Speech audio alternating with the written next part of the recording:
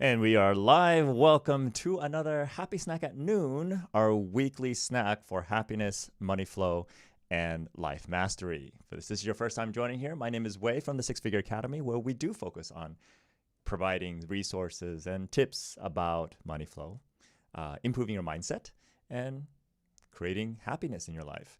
And, ultimately at the end of the day, that's what we're doing. So today we're going to be talking about the challenge of goal setting, and not so much about goal setting itself, but why it feels like that despite our best efforts, goals seem to be continue to be out of reach and inaccessible. And then what happens is you get burned out from goal setting because you keep missing your goal, or they seem so far away that what's the whole point? And it becomes demotivating as opposed to motivating. Because at the end of the day, goal setting should be a motivating process. It should excite you as you think about your goals. And now that might be the first thing you want to look at, is that if you look at your goals list, or if you have a list of goals, and if you haven't set any goals at all in life or in your business and everything like that, what are you waiting for? I mean, that's kind of an important thing. And it's not about, I know there are schools of thoughts that goal setting doesn't work. And then there's a reason why it doesn't work, because we're not setting goals properly. But one of the first things you want to look at is when you look at your list of goals, does it excite you? And that's the first thing. Now, if it doesn't excite you now, ask yourself this is, did it used to excite you? And if it did, like if it was what made you jump out of bed every single day to do what it is that you want to do, or to do what it is that you need to do to get to your goal, what happened? At what point did that excitement go away? Was it because you keep not hitting your goal, or maybe the goal shifted and changed and you never bothered updating your goal? So that's kind of the first thing you want to look at to see if your goals that you have still even excite you. Because if it doesn't, take it off. You want to clean up your list of goals that you have, or even if it's just one goal, and make sure that it still excites you, that when you read it and you get excited and your energy goes up. If it doesn't, then that's one of the first reasons why your goals seem out of reach, because part of you doesn't even care for it. Okay. Now, then you might then say, well, my goals do excite me. I'm still frustrated though, why it always seems out of reach, and it seems like it keeps getting further away. Or maybe that it just keeps, it's like a moving target. Like you're going for that goal and it just keeps you keep missing it. Okay. And sometimes one of the things that we found working with our students and our clients is that setting goals is actually a very involved process if you want to do it properly. One of the things we talk about all the time, that goal setting is not just goal setting, because there's two components about goal setting. There's goal setting, and then there's goal getting. And there's two parts of our neurology and our mind that is responsible for each of those things. The part of our mind that's responsible for goal setting is not the same part that's responsible for goal getting. Okay, and if you really want to know what the distinction is, the conscious mind, the conscious part of our mind, is the part that's responsible for goal setting. It basically is like the captain of the ship that basically says, we want to go there. The biggest mistake that people have is when they expect the captain to also row the boat, to do all the work, to run the ship, to get to that goal.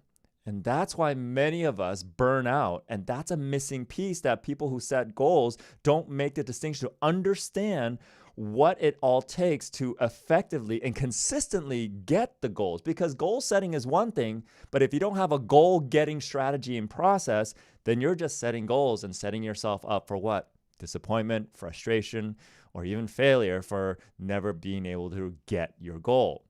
So the question is, well, what part of our mind is responsible for getting our goal? And if you've been in my camp at all and been paying attention to things that we're talking about, there's the conscious mind and there's the subconscious, also know what I like to call the unconscious. It's the part of our mind that runs does all the heavy lifting for our daily living, responsible for our autonomous activities, beating the heart, sweating, tears, breathing, all those different things you don't have to think about, and you just do it unconsciously. Well, believe it or not, that part is what's capable of helping you get your goal.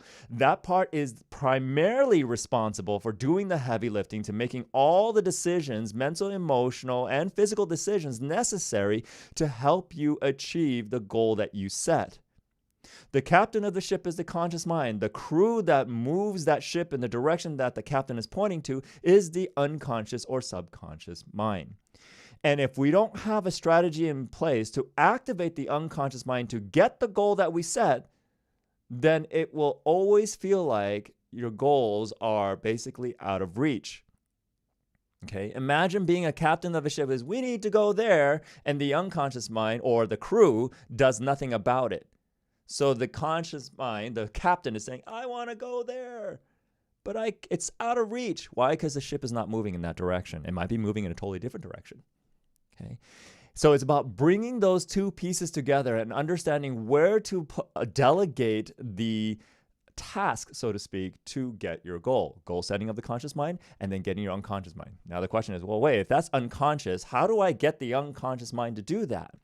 Well, it's a whole entire process that we go through, but to help you get started on that, we need to be willing to break it down to the simple steps that let our unconscious mind know when to kind of like pay attention, or to kind of say, yes, we are making forward progress, right? The captain of the ship will always say, give me a sit rep, okay? Give me a update of what is going on and where we are, so that if we need to recalibrate, if we need to navigate around something, I can point in a direction as a captain to compensate. So the conscious mind is still involved, but not on the heavy lifting part. When we make the captain do the heavy lifting, that's when the captain will burn out. So one of the ways you can do it is once you set your goal, what you want to do is get clear as possible what that goal is. Make sure it excites you first and foremost, because without that, then there's no fuel for the ship to go anywhere. Your excitement and your motivation for getting that goal is the fuel for you to allow your crew to actually get there, with the different decisions that you make on an unconscious level. So once you're excited about that, you set the goal, you set the specific day, time, and how you will get there. You got to set down the evidence of what that is. And then what you do then is you break down it into milestones. So what happens is that we sometimes set a goal, and then we just think that the only way that we know we get there is by getting there. And that's the only time you calibrate on performances. Okay. So what you do then instead is let's say, for example, you set a goal from 10 years from now. Well, let's then set a milestone at the 5-year mark so that you're still on track. And then what happens is the 5-year mark becomes a new goal, but the new goal that's a little bit more attainable than the final goal 10 years from now. And then you could break that down. Well, what does it feel like at the 2-year mark or the 3-year mark? Where should you be then to make sure you're on track? That milestone then becomes another goal. So all of a sudden, your big goal gets broken down to all these mini goals that are more attainable.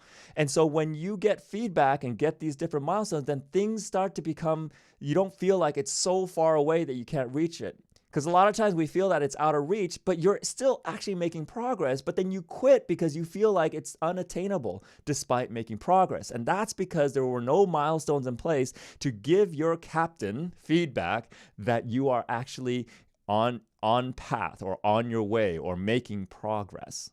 Okay. These are just a few things to consider if you are having that feeling that, your goals are out of reach. And there's a lot of different other ways to do it, but if you are just able to incorporate these ways, you will be so much happier and so much more excited about hitting those goals again. And this is also a great way to check in with your goals are these the goals that I still want, right?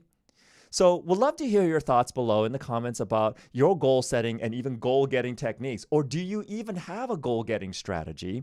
And also if there's anything that you have about the way you're currently doing things, or if you have a question about that, or if you just want to say hi. If you like this week's happy snack, give me a thumbs up. If you didn't like it, give me a thumbs down. All feedback is good feedback. And if you have any topic that you would like for me to address at the next Happy Snack at Noon or a future Happy Snack at Noon, just put it in the comments below. Otherwise, make sure you subscribe, hit the notification so that way you get notified, because I even see it on my own phone on one of my other accounts that I went live. Okay, that's me. So that way you don't miss another Happy Snack at Noon. Okay, other than that, have a fantastic week. For those of you who are celebrating Independence Day in the US, hope you had a good, safe weekend. And I will see you guys on the next Happy Snack at Noon next week. See ya.